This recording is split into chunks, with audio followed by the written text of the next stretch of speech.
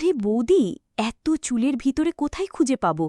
এই কাজে আমি একদম নতুন। এর আগে কখনোই আমি এই গাছে উঠিনি।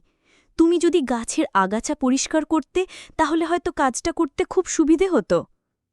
আরে দেবরজি, এত তাড়াহুড়োর কি আছে? একটু তো ধৈর্য ধরো। তোমার দাদা তো বাড়িতে নেই, অনেক সময় পাবে। আজ রাতটা তোমাকেই দিব। তোমার শক্তি আর গুড়ের রস পাড়ার পরিচয় নিব আজকে। দেখব তোমার গাছে ওঠার ধরন, কেমন পারো তুমি গাছে উঠতে। এভাবেই কথাগুলো বলছিলেন অঞ্জলি তার দেবরকে। বন্ধুরা, কেনই বা অঞ্জলি তার দেবরকে প্রতিদিন রাতে তার ঘরে নিয়ে গিয়ে গাছে ওঠার শক্তির পরিচয় নিতেন, তা শুনলে তোমরা অবাক হয়ে যাবেন। তো এই ঘটনা শোনার জন্য অবশ্যই তোমাকে পুরো গল্পটি শুনতে হবে। চলুন শুরু করি। অঞ্জলি তার ছোট্ট গ্রামীণ বাড়ির চেনা পরিবেশ থেকে বেরিয়ে এসে সেই বিশাল বাড়ির উঠোনে দাঁড়িয়েছিল। ঘরটি ছিল শহরের মতো বড়, রঙিন আলোয় আলোকিত, চারিপাশে সুগন্ধ ছড়ানো ফুল আর আতশবাজির শব্দে পুরো পরিবেশ যেন একটি স্বপ্নের মতো লাগছিল। আজকের দিনটি ছিল তার জীবনের সবচেয়ে বড় দিন, বিয়ে। তার চোখে আনন্দের সঙ্গে এক অদ্ভুত নীরব ভয়ও কাজ করছিল। ছোটবেলা থেকেই সে স্বপ্ন দেখত, ভালোবাসা, সুখী সংসার, শান্তি। কিন্তু আজ এই স্বপ্ন কি বাস্তব হয়ে উঠবে? সে জানত না। বিয়ের অনুষ্ঠানে অতিথিরা সবাই আনন্দে মেতে উঠেছিল। আত্মীয় স্বজনের হাসি, শুভেচ্ছার ধারা, বর ও কনের জন্য সাজানো মধুর মঞ্চ, সবকিছু যেন এক কাব্যিক দৃশ্য। অঞ্জলি তার স্বামীকে দেখল। লোকটি ছিলেন শহরের নামিদামি পরিবার থেকে, অত্যন্ত ধনী, রুচিশীল। প্রথম চোখে দেখেই মনে হল তার স্বামী যতই ব্যস্ত হোক একজন ভালো মানুষ।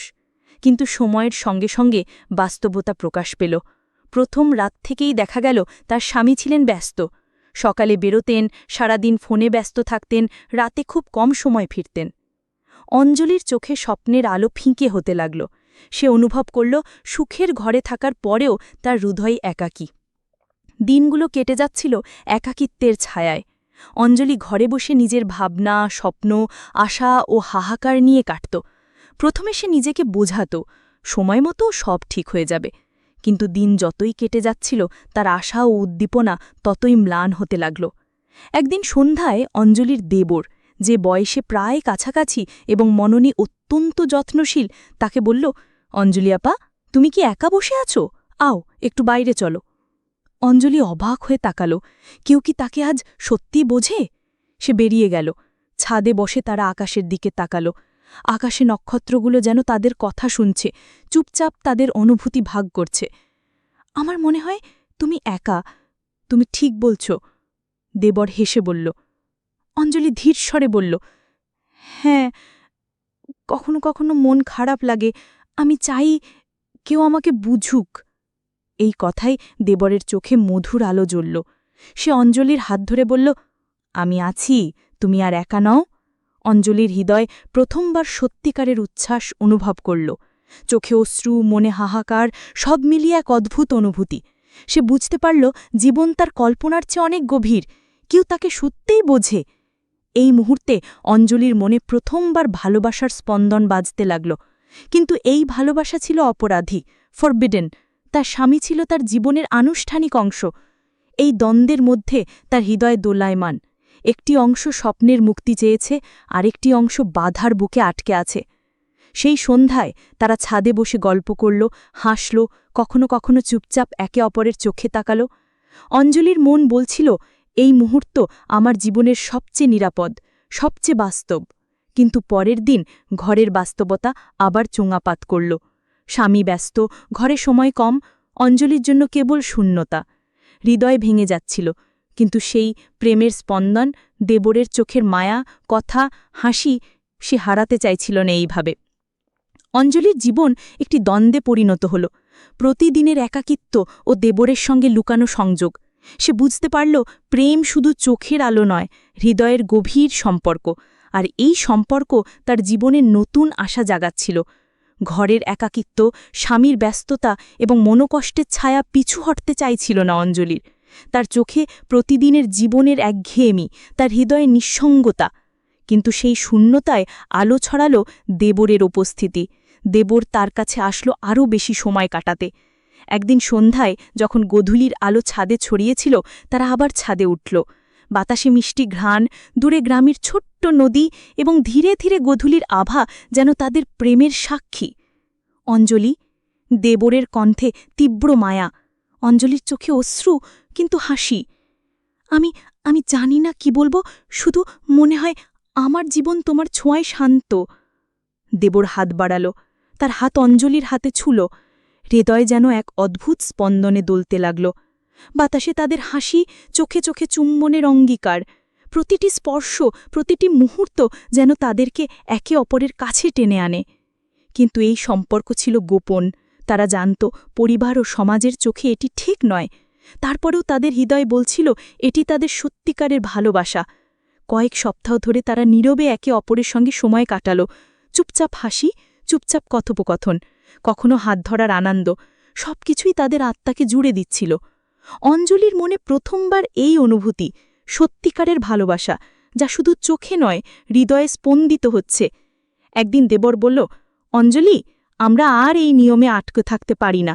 আমি চাই আমরা একসাথে হই, সব ঝঞ্ঝাট ছেড়ে। অঞ্জলির মন দ্বিধায় ভেঙে পড়ল। স্বামী তার জীবনের আনুষ্ঠানিক অংশ, সমাজের দৃষ্টি, পরিবার, সবকিছু মাথায় এলো। কিন্তু হৃদয় বলল, এই ভালোবাসা হারালে আমি আর বাঁচতে পারব না। তাদের রাতের আকাশে তারা গল্প করল, হাত ধরি, স্বপ্ন আঁকল। দেবরের কণ্ঠে ছিল মায়া, অঞ্জলির চোখে ছিল উচ্ছ্বাস। একে অপরের স্পর্শে রাতের নিস্তব্ধতা ভেঙে গেল। কিন্তু তারা জানত তাদের এই সম্পর্কটি গোপন রাখতে হবে। পরবর্তী সপ্তাহে তারা সাহস করল একটি পরিকল্পনা তৈরি করতে, গ্রামের বাইরে, শহরের অজানা পথে পালিয়ে যাওয়া। তারা জানত যদি কেউ জেনে যায় সমস্যা হবে, কিন্তু প্রেমের তীব্রতা তাদের থামতে দেয়নি। রাতের অন্ধকারে তারা চুপচাপ বাড়ি থেকে বেরোল। হাওয়া ছায়ার মতো ছড়ালো চারিপাশে। অঞ্জলির হাত দেবরের হাতে, হৃদয় দ্রুত বেজে উঠল। তারা জানত এই রাত্রিটি তাদের জীবনের সবচেয়ে সাহসী সিদ্ধান্ত। তাদের পালানো এক ধরনের মুক্তির মুহূর্ত। শহরের অজানা রাস্তায় হেঁটে হেঁটে তারা একে অপরকে বলল, এবার আমরা একসাথে, তুমি আর আমি। কিন্তু বাস্তবতা ধীরে ধীরে তাদের পিছু নিল। পরিবারের খোঁজ, সমাজের চাপ, সবকিছুই ছিল সামনে। তারা জানত এই সম্পর্কের জন্য তারা শুধুমাত্র নিজেদের নয়, সবকিছুকে ঝুঁকিতে ফেলেছে। অঞ্জলির হৃদয় উত্তেজনার ভয় দুটি অনুভূতির মধ্যে দোলাচল করছিল। সে জানত প্রেম সত্যিকারের শক্তি, কিন্তু এই শক্তি যদি ভুল পথে চলে তার জীবন সবকিছু ভেঙে যেতে পারে। অঞ্জলি আর দেবরের পালানো শুরুর কিছুদিন ছিল স্বপ্নের মতো, মুক্তি, একে অপরের সান্নিধ্য, রোমান্টিক মুহূর্ত। কিন্তু গ্রামের মানুষ খবর পেয়ে গেল, পরিবার তোলপাড় হয়ে গেল। অঞ্জলির বাবা মা কাঁদতে কাঁদতে তাকে খুঁজে বের করল। রাতে তারা তাকে ঘরে ফিরিয়ে আনল। অঞ্জলির হৃদয় ভেঙে গেল। দেবরের হাত ছাড়তে হয়েছে, তার চোখের আলো ম্লান হয়েছে। অঞ্জলি, তুমি কি বুঝতে পারো তুমি আমাদের জন্য কি করেছ? তার বাবার কণ্ঠে দুঃখ, চোখে কাঁদি। আমি আমি শুধু ভালোবাসি, কেউ আমাকে বুঝতে চাইছে বাবা। কিন্তু পরিবারকে বোঝানো সহজ ছিল না। শ্বশুর নতুন করে চাপ দিতে লাগল। যৌতুকের জন্য হুমকি, গালমন্দ, মানসিক চাপ। অঞ্জলির প্রতি কেবল ক্রোধ। তোর বাবার এত কিছু আছে, কেন দেয়নি আমাদের? শ্বশুরের কণ্ঠে তীক্ষ্ণ বিষ। অঞ্জলি চেষ্টা করল মানিয়ে নিতে। সে প্রতিদিন তার স্বপ্ন ও ভালোবাসার স্মৃতি মনে করছিল, কিন্তু শ্বশুরের লোভ ও নির্যাতন ক্রমশ বেড়ে চলল। কিছুদিন পরে অঞ্জলির স্বামীও বুঝতে পারল তার স্ত্রী কতটা কষ্ট পাচ্ছে, কিন্তু সে ব্যস্ততার কারণে কোনো সাহায্য করতে পারল না। অঞ্জলির চোখে শুধু হতাশা আর ধ্বংসপ্রাপ্ত স্বপ্ন। শ্বশুরের নির্যাতন শুধু যৌতুকে সীমাবদ্ধ ছিল না। অঞ্জলির সমস্ত ব্যক্তিগত সম্পদ, গহনা, শাড়ি, সঞ্চয় সবই ধ্বংস বা হরণ করা হল। অঞ্জলির একাকিত্ব আরও তীব্র হল। গ্রামের মানুষ অঞ্জলিকে দেখে বলল, দেখে তো বোঝাই যায় যে মেয়ে এত বড় ঘরে বিয়ে হল, তার আজ নেই কোনো মর্যাদা। অঞ্জলির মন ভেঙে পড়লেও তার মনে এক ধরনের অদম্য শক্তি বাকি ছিল। সে জানত এই চাপ আর নির্যাতন তাকে শেষ করতে পারবে না। সে প্রতিদিন নিজের মনে বলত, আমি হারব না, একদিন নতুনভাবে শুরু করব। এভাবেই অঞ্জলির ঘরের জীবন হয়ে উঠল একাধিক চাপ, একাকিত্ব এবং রোমান্টিক স্মৃতির মিশ্রণ। তার মনে ছিল প্রেমের আলো, যা তাকে শক্তি দিচ্ছিল। তবে বাস্তবতা কঠিন, আর প্রতিদিনের নির্যাতন তাকে আরও দৃঢ় হতে শেখাচ্ছিল।